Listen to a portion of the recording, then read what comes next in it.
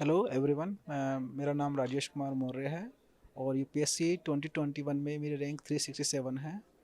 मैं एक छोटे से विलेज से बिलोंग करता हूँ, जयपुर डिस्ट्रिक्ट में। मेरे पापा मम्मी दोनों अनएजुकेटेड हैं और फार्मिंग ही करते हैं।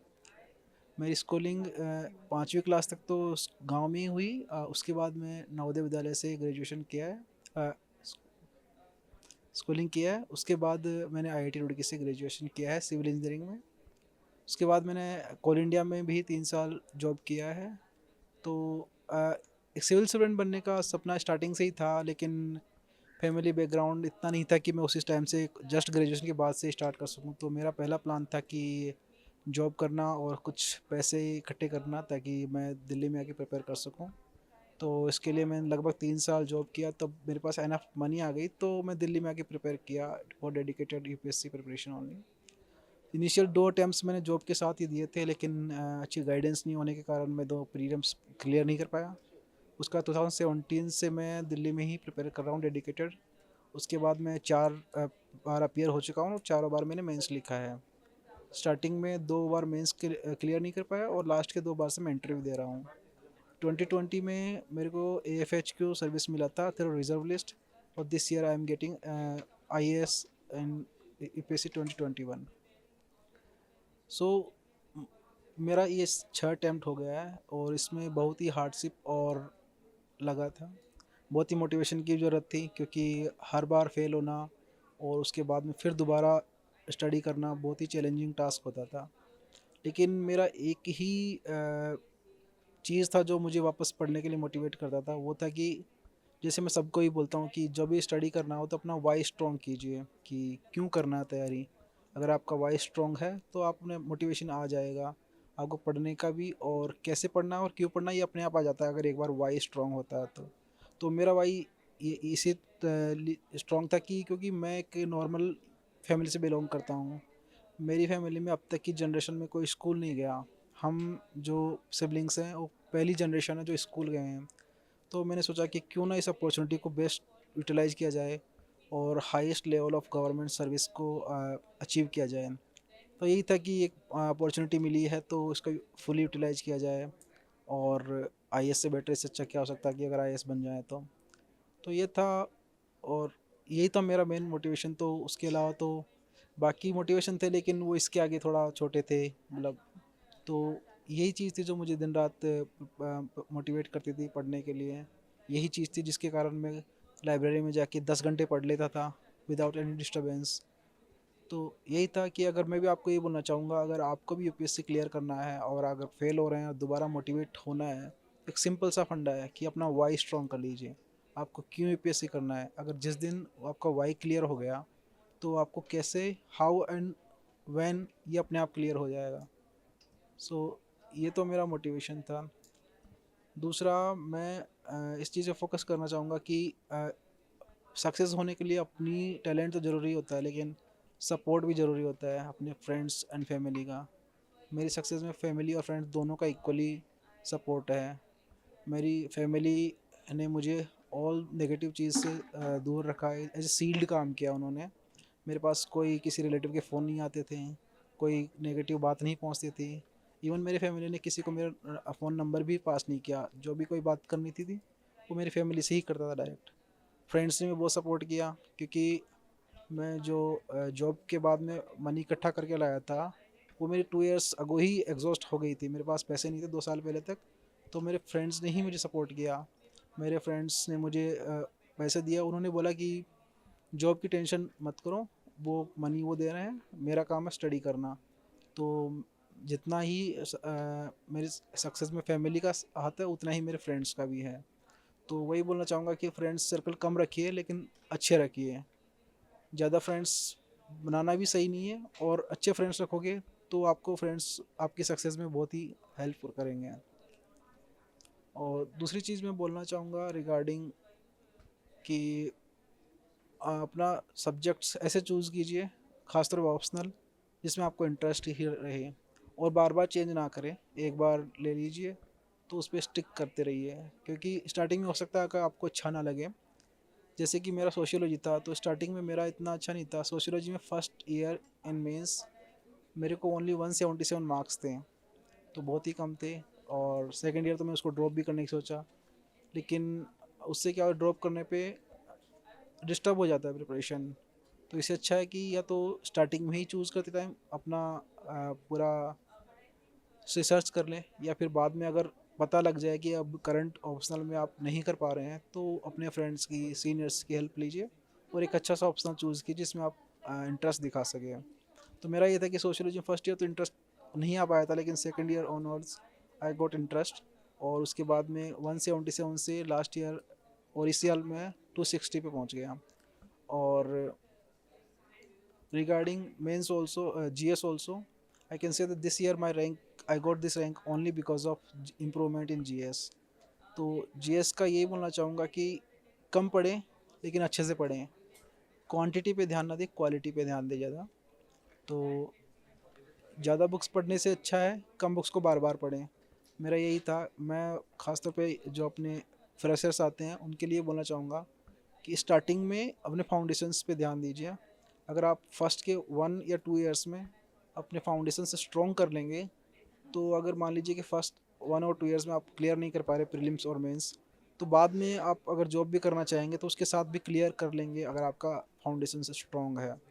तो फाउंडेशन स्ट्रॉन्ग करने के लिए सबसे बड़ी बात यह कि अपनी जो बेसिक बुक्स हैं जो कि सबको पता है और अवेलेबल है, नेट पे सर्च कर ली थी, तो उनको बार बार पढ़ें और अच्छे से पढ़ें। जितना रिक्वायर्ड उतना ही पढ़ें, एसेंशियल बुक्स को ही ज़्यादा पढ़ें, एक्स्ट्रा बुक्स को पढ़ना है तो बाद में पढ़ें। एक बार जब बेसिक बुक्स कंप्लीट हो गई उसके बाद में स्टार्ट कर सकते हैं वो। तो यूपीएससी क्लियर करना उतना टफ़ है, लेकिन उतना टफ़ भी नहीं है जितना कि बताया जाता है। अगर डेडिकेशन और प्रिजर्वेंस हो तो आदमी कर सकता है, डेफिनेटली कर सकता है। बट ये कि कभी कभी टाइम लग जाता है बहुत। तो उसका तो अपना रखना है कि टाइम लग सकता है, तो उसी हिसाब से अपनी प्रिपरेशन चालू रखनी है। कि मैं तो ये बोलना चाहूँगा जिनका एज अगर 28+ हो गया हो और फैमिली में फाइनेंशियल इश्यूज़ हो, तो साथ में कोई दूसरा जॉब भी ढूंढ लेना चाहिए, ताकि क्योंकि UPSC is not the only solution to your problems. तो यूपीएससी के अलावा भी लाइफ है, तो वो भी आप सर्च कर सकते हैं, उसमें भी आप जा सकते हैं।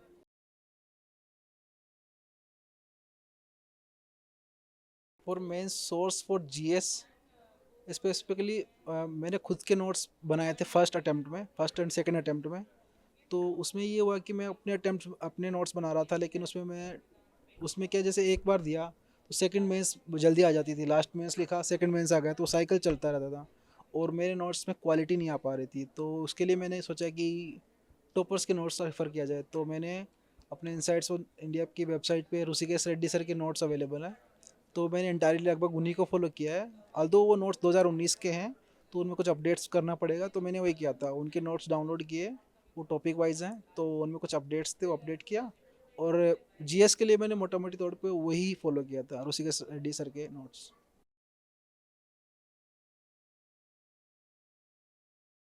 तो जीएस में मेरी स्ट्रेंथ मैं मानता था कि GS 2 and GS 4 are my strength. And और इसका रीज़न स्ट्रेंथ होने का ये है कि स्टार्टिंग के फर्स्ट 2 ईयर्स में मैंने लक्ष्मीकांत पे बहुत फोकस किया है।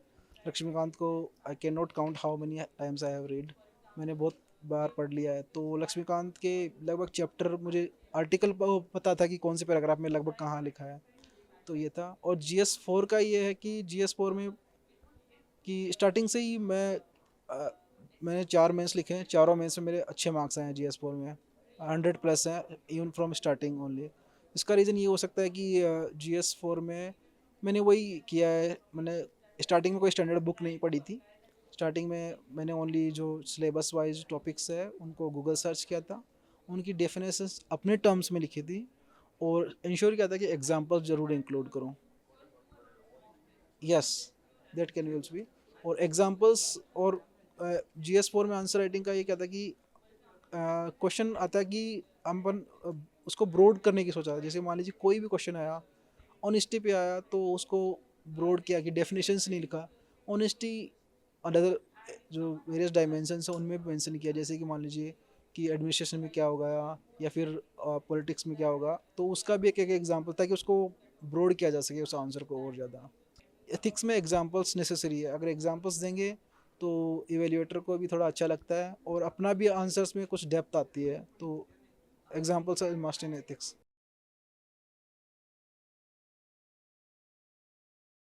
प्रीलिम्स और मेंस की स्ट्रेटजी लगभग स्टार्टिंग में तो मिक्स्ड ही रखनी होती है, क्योंकि मैं बताता हूँ जो फ्रेश तैयारी करता है उसको लगभग दिसंबर या जनवरी तक तो मिक्स्ड ही करनी होती है। उसके बाद में डिपेंडिंग ऑन कि आपका प्रीलिम्स स्ट्रेंथ है कि नहीं। प्रीलिम्स आप अगर नहीं निकाल पा रहे तो मिनिमम 4 5 5 महीने तो मिनिमम दीजिए, और प्रीलिम्स में आप निकाल पा रहे हैं तो लास्ट के 3 मंथ्स भी ओके हैं। तो मेरा ये था कि स्टार्टिंग के फर्स्ट ईयर में तो मेरा बेसिक्स पे था कि मेंस बेसिक ही बेसिस पे ही था, लगभग बेसिक बुक्स को कंप्लीट करना। पर एक बार क्या होता है कि साइकिल में चले जाते हैं, तो प्री लिखा, मेंस लिखा, फिर प्री पास में आ जाता है बहुत जल्दी। तो मेरा वही था कि उस टाइम को मैं प्री के लिए ही कम टाइम देता था। प्री के लिए मैं मेंस लिखने के बाद next pre within 6 month आ जाता था। तो मैं उसको डिवाइड करता था कि लगभग कि 4 से ऑलमोस्ट 4 महीने की मेंस टाइप का दिया जाए और 2 महीने प्री को। और उस मेंस में भी जो 4 महीने मेंस के लिए दिया, उसमें भी मैंने मेजोरिटी पार्ट ऑप्शनल के लिए रखा था, क्योंकि ऑप्शनल में स्टार्टिंग में मेरे मार्क्स नहीं आ पा रहे थे अच्छे। तो ऑप्शनल पे फोकस था कि ऑप्शनल को स्ट्रॉन्ग किया जाए। और प्री का तो वही था कि प्री का लास्ट के 2 मंथ्स में, लास्ट के 2 अटेम्प्ट्स में तो ऐसे ही किया मैंने। स्टार्टिंग के अटेम्प्ट्स में मैंने टेस्ट सीरीज भी बहुत लगाई है। मैं स्टार्टिंग के 2018 और 2019 के टेस्ट सीरीज और मेरे प्रीलिम्स के मैंने 60+ टेस्ट सीरीज लगाई है प्री की। तो स्टार्टिंग में कॉन्फिडेंट बिल्डिंग के लिए अच्छा होता है कि अगर स्टार्टिंग में टेस्ट सीरीज लगाएं, टेस्ट सीरीज लगा के फिर रिवाइज किया जाए तो रिकॉल वैल्यू बढ़ जाती है। और टेस्ट सीरीज कैसे लगाया जाता है ये भी थोड़ा मैं भी बता दूंगा कि टेस्ट सीरीज जैसे कि खास जो फ्रेशर्स होते हैं उनको टेस्ट सीरीज एंड के लिए नहीं वेट करना चाहिए कि भाई प्रीलिम्स जून में है तो अप्रैल में टेस्ट सीरीज लगा रहे हैं सारी एक साथ, नहीं ऐसा नहीं करना चाहिए। उनको टेस्ट सीरीज और at least one test series starting से लगाना चाहिए। और don't go by topic wise test series, go by serial wise. और ऐसा भी नहीं करना चाहिए कि जैसे मान लीजिए कि आपने लक्ष्मीकांत पढ़ लिया आज, लक्ष्मीकांत के 3 चैप्टर पढ़ लिए और नेक्स्ट डे उसी के चैप्टर के बेसिस पे टेस्ट सीरीज है वो दे रहे हैं, तो उसे मार्क्स वहाँ पे ज़्यादा आ जाएंगे क्योंकि जस्ट पढ़ा है। तो उसे ओवर कॉन्फिडेंट हो जाता है और वो सही नहीं रहता बाद के लिए। डिफरेंस ये था कि थोड़ा स्ट्रक्चरिंग चेंज की है, उसी में सब कुछ चेंज हुआ है, स्ट्रक्चरिंग और आंसर राइटिंग के तरीके में। इसके लिए मैंने टॉपर्स के आंसर देखे जब लास्ट ईयर के। अगर आपको टॉपर्स की इवेल्यूएटेड कॉपीज़ मिल जाती है तो बहुत बेस्ट होता है। अगर इवेल्यूएटेड कॉपीज़ ना भी मिलती हैं तो टॉपर्स की आंसर कॉपीज़ डाउनलोड कीजिए और उसको एनालाइज कीजिए कि उन्होंने कैसे लिख रखा है, कि इंट्रो, बॉडी, कंक्लूजन, ये तो सब लोग बताते हैं उसी टाइप से कीजिए। और बॉडी के अंदर मैं स्पेसिफिकली एम्फेसाइज करना चाहूँगा कि डायग्राम्स वगैरह तो प्रॉपरली बनाना ही होता है जहाँ बनाना है, लेकिन इसको ओवरडू भी ना किया जाए कि जहाँ ज़रूरत नहीं है वहाँ पे भी डायग्राम बनाना है, सर्कल बना रहा है। और पॉइंट्स जब लिखते हैं तो पॉइंट्स में फोकस किया जाए कि नंबरिंग किया जाए, ताकि इवेल्यूएटर को काउंट ना करना पड़े कि जो कैंडिडेट ने कितने पॉइंट्स डाले हैं। नंबरिंग करने पे वो अपने आप पता लगेगा कि अगर 10 नंबर का क्वेश्चन है, इसमें 3 मेन पॉइंट्स डाले हैं और हर पॉइंट्स पर 2 2 सब पॉइंट डाले हैं, तो 6 पॉइंट तो इसने मिनिमम लिखे ही हैं, तो 6 पॉइंट्स में आपको अच्छे मार्क्स दे पाएगा। अगर सिंपल डॉट्स एंड एरो बना के डालेंगे तो उसका कि उसको काउंट करना पड़ेगा, तो हो सकता है कि 6 पॉइंट लिखे हैं उसको लगा के 4 पॉइंट लिखे हैं। तो उस पर भी ध्यान दिया जाए तो आंसर उस पर मार्क्स इंप्रूव किया जा सकता है। और मैंने तो ये विटनेस किया है, मोर देन 50 मार्क्स का इम्प्रूवमेंट किया है मैंने लास्ट ईयर में, और only because of change in structuring.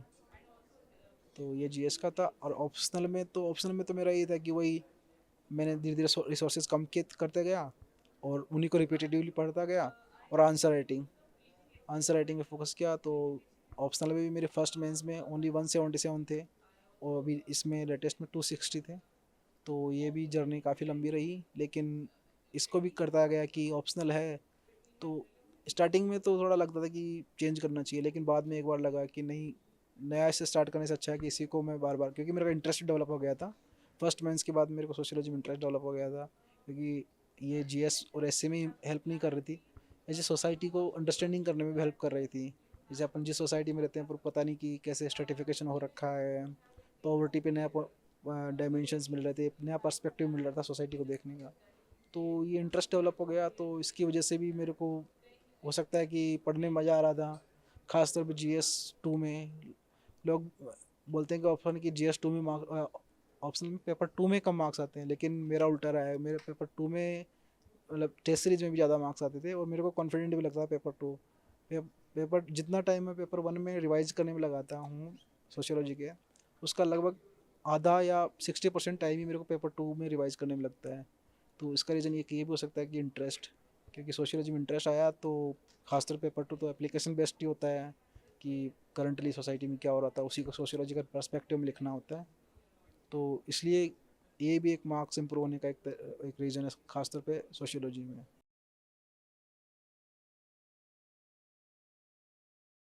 ऐसे के लिए भी मैं ऐसे बोल सकता हूँ कि ऐसे के लिए भी मेरी जर्नी काफ़ी लॉन्ग रही है। मेरे फर्स्ट मेंस में ओनली 94 मार्क्स थे ऐसे में।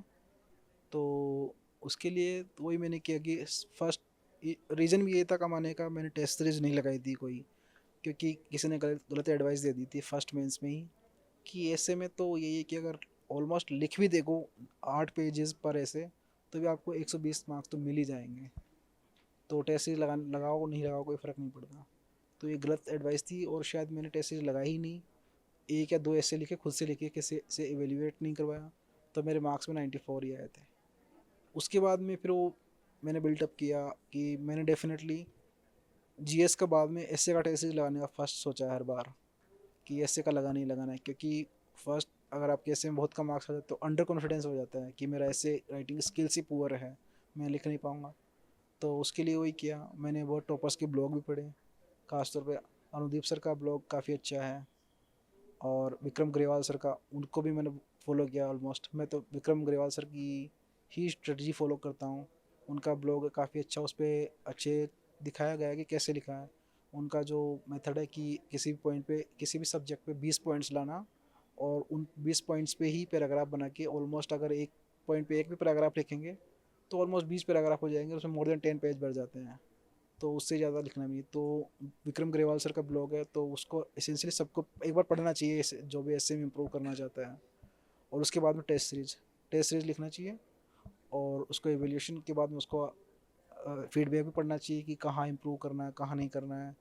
तो मेन चीज़ है कि फ़्लो लाने का ही होता है। मैंने टेस्ट सीरीज लगाया तो टेस्ट सीरीज में मेरे मार्क्स अच्छे रहते थे, लेकिन हो सकता है कि स्ट्रेस की वजह से मेंस में मतलब उसका इतना प्रोड्यूस नहीं कर पा रहा था रिप्रोड्यूस। तो जैसे इस बार भी मेरे लास्ट ईयर मेरे 119 मार्क्स थे, 119, और this year I got only 113। तो तो फिर भी कुछ तो रीज़न है ही कि टेस्ट सीरीज में मेरे ठीक ठाक मार्क्स आते थे और टॉप 20 या टॉप 10 में रहता था मैं, लेकिन वहाँ रिप्रोड्यूस होने में थोड़ा डिफ़िकल्टी हो रही है। तो लेकिन फिर भी मैं तो बोलना चाहता हूँ कि अगर मेरे को इतने मार्क्स लाने के लिए इतने टेस्ट लिखने पड़ेंगे, यस डेफिनेटली मैं टॉपर्स के ऐसे पढ़ने से पहले टॉपिक देखता था, खुद से अपने पॉइंट्स बना फ्रेमवर्क बनाता था कि इस पर मैं लिखूंगा तो ये पॉइंट डालूंगा।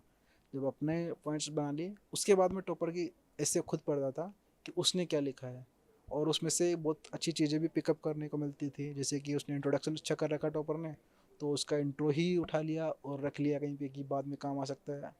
उसका कंक्लूजन काम आएगा कई बार। और कई बार टॉपर्स ने कुछ यूनिक पॉइंट्स भी डाले हैं, कुछ डाइवर्सिफिकेशन भी किए हैं अंदर, तो वो आइडिया लगता है कि हम भी कर सकते हैं। जैसे ग्रेवाल सर हैं, उन्होंने मूवीज़ के वो रेफरेंस दे रखे हैं, तो पहले तो डर लगता था कि मूवी का रेफरेंस डालेंगे नहीं डालें, तो उसके बाद मूवीज़ का रेफरेंस पे डालने लग गया मैं, क्योंकि उन्होंने डाला और उनके बहुत अच्छे मार्क्स आए हैं। तो रिप्रोड्यूस करने में मदद करता है टॉपर्स की आंसर। जीएस, एसए और ऑप्शन तीनों की ही रिफ़र करनी चाहिए।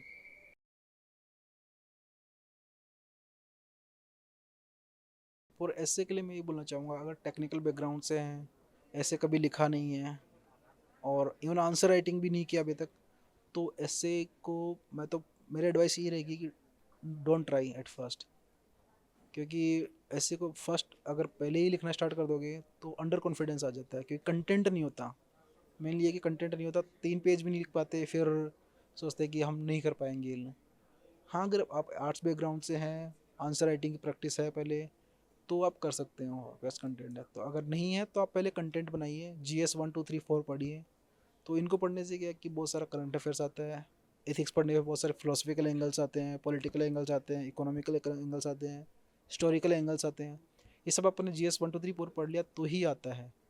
तो अगर आपको वैसे अगर राइटिंग में इंटरेस्ट है, राइटिंग आपकी वन ऑफ द हॉबी है, तो आप डे वन से प्रैक्टिस कर सकते हैं, इसका कोई इशू नहीं है।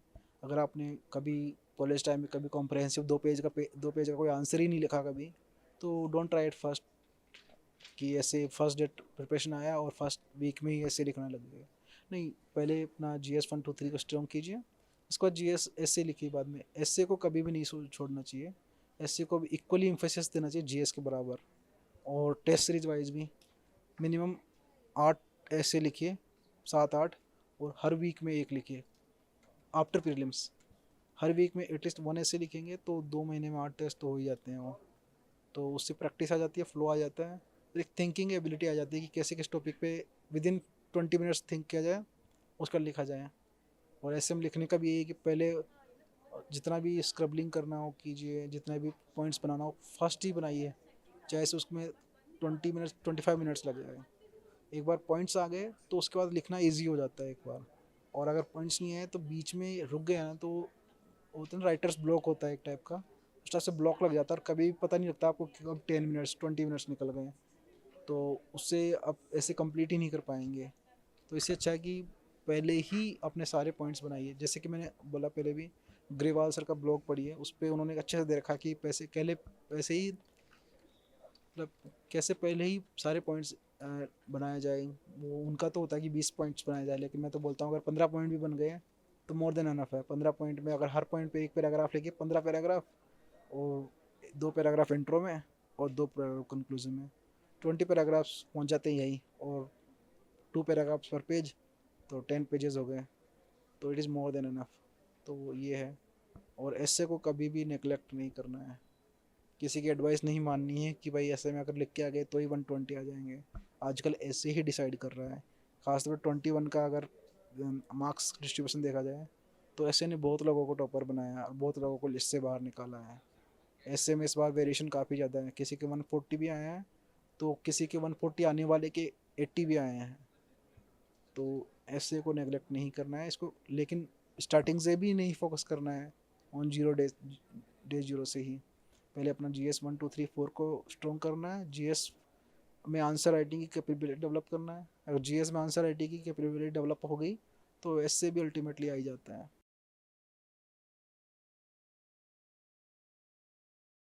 कोचिंग नेसेसरी है भी और नहीं भी है, डिपेंड करता है कि जो कैंडिडेट है उसका बैकग्राउंड क्या है।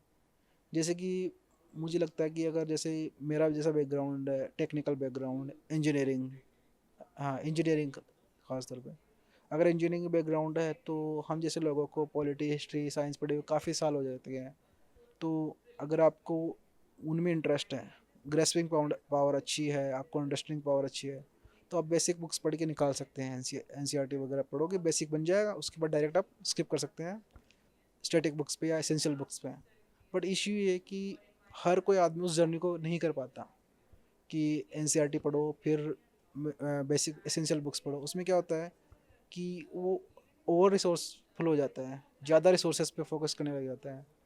तो कोचिंग का फ़ायदा ये होता है कि मैं तो ऐसे बोलना चाहूँगा, अगर आपको फाइनेंशियल इश्यूज़ नहीं है और आपके पास बैकग्राउंड टेक्निकल रहा या फिर पढ़ नहीं पाए पहले, तो कोचिंग लेने का कोई नुकसान नहीं है। कोचिंग में क्या होता है कि आपको डायरेक्ट डायरेक्शन मिल जाती है कि आपको ये पढ़ना है बस, कि आपको एक घूम के नहीं जाना किसी पॉइंट पे।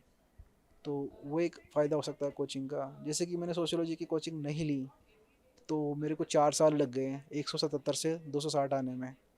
हो सकता है कि आप कोचिंग लो तो मेरे को 177 से स्टार्ट ही नहीं करना पड़ता, हो सकता है कि मैं 220 से स्टार्ट करता तो हो सकता है 280 290 तक पहुंच पाता। तो ये हो सकता है कि अगर आपको अपने आप पे कॉन्फिडेंस है और आपको लगता है कि आप कंसेप्ट समझ पाते हैं अच्छे से, खासतौर पर ह्यूमैनिटीज़ के, तो आप नहीं भी लो तो कोई इशू नहीं है। लेकिन आपको कंसेप्ट समझने में क्लियरिटी में डिफ़िकल्टी है, टाइम लगता है और आपका टाइम नहीं है। जैसे कि मान लीजिए कोई लड़का 28 साल की एज में कोई जॉब छोड़ के आ रहा है और प्रिपेयर करना चाहता है, तो उस टाइम पे एक्सपेरिमेंट करने से अच्छा है कि कोई एक अच्छी सी कोचिंग ज्वाइन कर लो। उसमें एक एटलीस्ट डायरेक्शन सही मिल जाती है कि आपको ये पढ़ना है ये नहीं पढ़ना है। और UPSC में सबसे बड़ी चीज़ ये है कि क्या नहीं पढ़ना, अगर ये आदमी को पता रहेगा तो बहुत से क्लियरिटी आ जाती है, टाइम बच जाता है। और UPSC में 1 साल बचना बहुत अच्छी बात है। तो यही है कि डिपेंड करता है कि आप पे।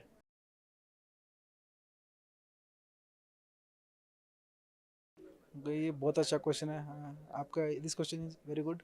सो प्लान बी के बारे में एसेंशियली बोलना चाहूँगा, ख़ासतौर पे क्योंकि मैंने खुद एक्सपीरियंस किया है प्लान बी का इम्पोर्टेंस क्या है। मैं बोलना चाहता हूँ कि अगर आपकी एज 27 से कम है और फाइनेंशियल इश्यूज़ नहीं है तो प्लान बी की कोई ज़रूरत नहीं है। आप प्रिपेयर कीजिए, इंटायरली फोकस कीजिए यूपीएससी पे, तो ठीक है। लेकिन अगर आपकी एज 27 प्लस या 28 प्लस हो गई है और फाइनेंशियल इश्यूज़ है, कोई सपोर्ट नहीं है, तो प्लान बी बहुत नेसेसरी है। प्लान बी आपको फाइनेंशियल सपोर्ट ही नहीं, आपको मेंटल पीस भी देता है। जैसे कि मेरा ही बता देता हूँ मैं आपको, कि मेरे पास लास्ट 2020 के अटैम्प्ट तक प्लान बी था, लेकिन बहुत वेग था, मतलब कंक्रीट नहीं था। मेरा प्लान भी ये था कि जब मैं जॉब छोड़ के भी आया था, कि मेरे को अगर यूपीएससी क्लियर नहीं हुआ तो मैं आईटी सेक्टर में चला जाऊंगा, क्योंकि मैंने कोडिंग वोडिंग की हुई है। मैंने 2 एंड्रॉयड ऐप डेवलप करके उनको प्लेटफॉर्म पे भी डाला हुआ है, प्ले स्टोर पे। तो मेरा ये था कि अगर नहीं होगा तो वो छोड़ के मैं अपना इसमें चला जाऊंगा। लेकिन जब मैं 2 साल प्रिपरेशन किया तो बहुत सारी चीज़ें चेंज हो गई, बहुत सारा नया फ्रेमवर्क आ गया, लैंग्वेजेस में भी चेंजेस आ गए काफ़ी। तो उसमें होता है कि दोबारा लर्न करने में एटलीस्ट 6 मंथ चाहिए होते हैं। तो या तो फिर होता है कि 6 मंथ डेडिकेटेड प्लान बी पे ही दीजिए बाद में, या फिर यूपीएससी की प्रिपरेशन कर लीजिए। तो मेरा प्लान भी एटलीस्ट सी ओ प्लान डी बन गया ऑटोमेटिकली। तो वो भी एक स्ट्रेस आ गया। तो हो सकता है कि 2020 में जो लगभग पुअर परफॉर्मेंस थी, उसका एक रीज़न ये हो सकता है कि प्लान बी नहीं था। तो एक स्ट्रेस रहता था कि प्राइवेट कंपनीज में अप्लाई करना है, जॉब भी लेना है, फाइनेंशियल इश्यूज़ है। तो उससे आदमी की जो ग्रास्पिंग पावर है, वो जो कंसंट्रेशन लेवल है, वो भी कम हो जाता है। और फिर मैं बताता हूँ कि जैसे 2020 में मेरे को रिजल्ट लिस्ट से AFHQ मिला था।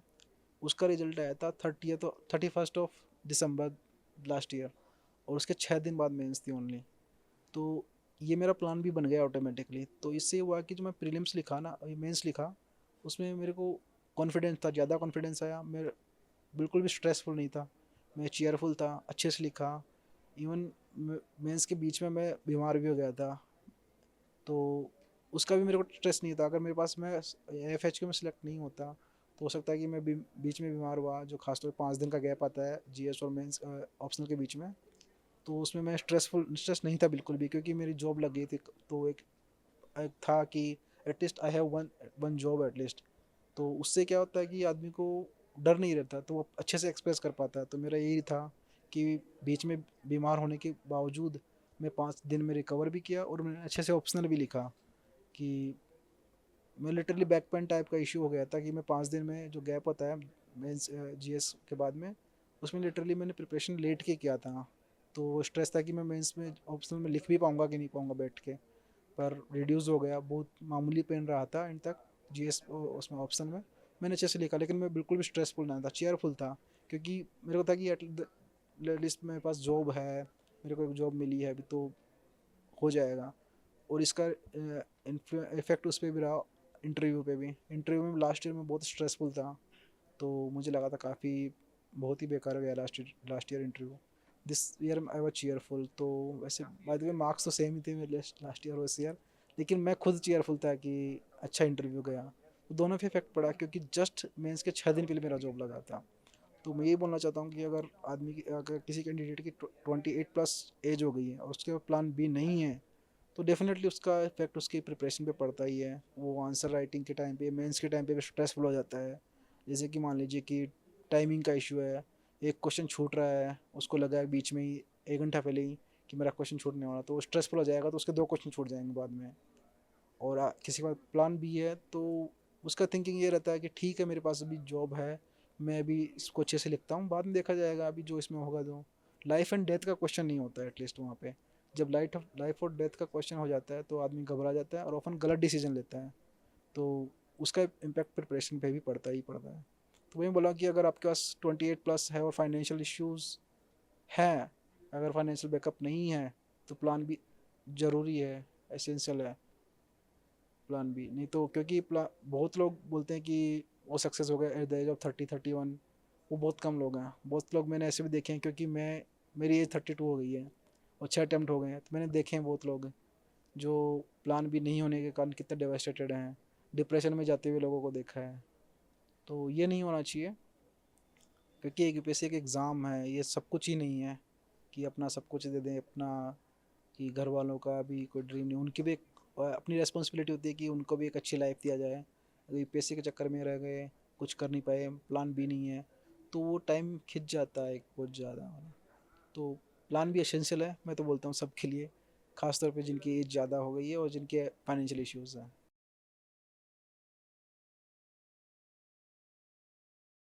मैं 2 रीज़न बताऊँ, एक तो कि सिविल सर्वेंट ही क्यों बनना है।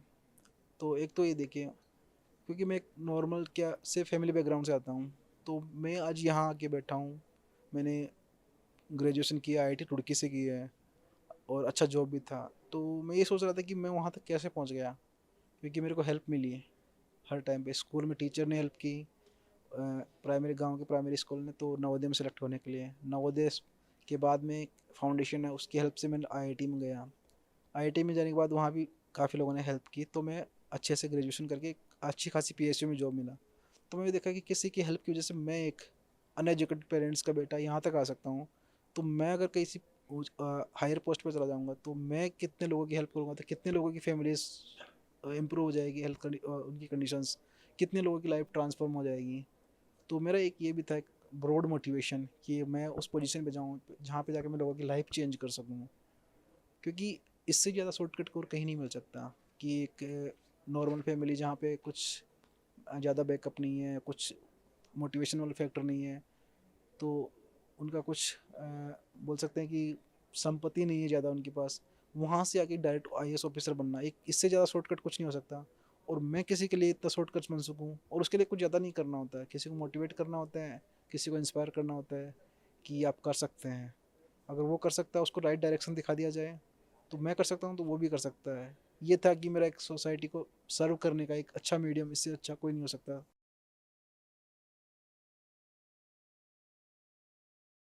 इंसाइट्स की मैं बोल रहा हूँ कि लास्ट के 2 प्रीलिम्स में मेरे को टाइम नहीं मिला। जैसे 20 वाले में 15 डे रहा था, तो मैंने एक टेस्ट सॉल्व किया था, और उससे पहले भी इतना टाइम नहीं मिला। लेकिन स्टार्टिंग के तो उनमें मैंने काफ़ी एक्सटेंसिवली यूज़ किया। जैसे मैं बोला कि मैंने 65 प्लस टेस्ट लगाए हैं, तो वो मैंने डायरेक्टली टेस्ट खरीद के नहीं लगाया है। जैसे कि मान लीजिए कि मैं किसी एक कोचिंग का लगा लिया, तो 30 के राउंड उसके हो जाते हैं। बाकी मैंने कैसे लगाया है, जैसे कि इनसाइट्स और इंडिया पे अपनी वेबसाइट पे 15 या 20 क्वेश्चन का चलता था, अभी भी चलता है। हाँ, डेली के क्वेश्चन वो आते थे। तो 25 क्वेश्चंस मैं करता था, 1/4 पेपर मानता था उसको, कि 100 क्वेश्चन कर लिए तो 1 पेपर हो गया। तो वो मेरे लगभग 10 पेपर के बराबर हो जाते थे, खासतौर पर प्रीलिम्स के आसपास। और वैसे ही फिर मार्केट से कुछ ले आया, तो ऐसे करके मैंने फर्स्ट 2 प्रीलिम्स में काफ़ी अच्छे लिखे हैं मैंने। तो वो प्रीलिम्स भी अच्छे काफ़ी गए थे। मैंने स्टार्टिंग के फर्स्ट में तो नहीं, सेकंड और थर्ड प्रीलिम्स से मैंने फॉरेस्ट के भी प्रीलिम्स क्लियर किया था, कट ऑफ। लास्ट ईयर तो मैं फॉरेस्ट की इंटरव्यू में भी अपीयर हुआ था। तो क्योंकि दोनों प्रीलिम्स में अच्छे मार्क्स थे, उसका एक रीज़न ये भी था कि मैंने टेस्ट बहुत लगाए थे।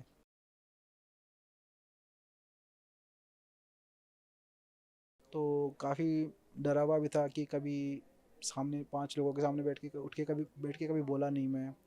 तो और क्या, मेरा medium of GS answer writing was in English, तो मेरा इंटरव्यू का मीडियम भी इंग्लिश ही था। तो इंग्लिश स्पीकिंग इतनी भी ग्रेट नहीं थी कि मैं अपना एक्सप्रेस करने में वो डर था, मतलब बोल सकता हूँ लेकिन डर था वहाँ पे। तो मैंने लास्ट ईयर 5 मॉक इंटरव्यू दिए थे, तो उनमें लगभग ज़्यादातर का फीडबैक ये था कि अंडर कॉन्फिडेंट लग रहा था मैं। तो थोड़ा था भी, लेकिन वहाँ गया तो वही था कि थोड़ा काम होने की ट्राई किया। और ऑनेस्टी मैंने सबसे अपना प्रिंसिपल बना के रखा था, कि जो क्वेश्चन नहीं आता मैं साफ मना करता, सर आई डोंट नो, और I don't able to recall it right now. तो लास्ट ईयर मेरे को लगा कि काफ़ी बेकार हुआ, लेकिन फिर भी 160 मार्क्स आ गए थे मेरे last year. This year also I give around 6 interviews. तो उनमें, तो उसके बाद भी दिस ईयर बट कॉन्फिडेंट था, कि क्योंकि एक जॉब था मेरे पास, तो उतना कॉन्फिडेंट रहता है आदमी। तो इंटरव्यू देने के बाद इस दिस ईयर मैं थोड़ा स्माइलिंग था, स्माइल भी कर रहा था, मैम भी स्माइल कर रही थी, चेयरमैन। तो और इतना ग्रिलिंग भी नहीं हुआ मेरा, और क्वेश्चंस लिमिटेड थे, क्योंकि मेरा लास्ट ईयर भी और दिस ईयर भी अराउंड 70 to 75% इंटरव्यू मेरा उस पे था, जो लास्ट टाइम मैं जॉब करके आया हूँ कोल इंडिया लिमिटेड में, उसी पे था सारा का सारा। तो कोई बहुत इस बार भी कोई डिफ़िकल्ट क्वेश्चन नहीं थे, एक दो थोड़े फैक्चुअल क्वेश्चंस थे, तो मैंने बोल दिया कि आई डोंट नो। बाकी अच्छा ही, ओवरऑल अच्छा ही गया था, लेकिन मार्क्स तो इस बार भी 160 आया है।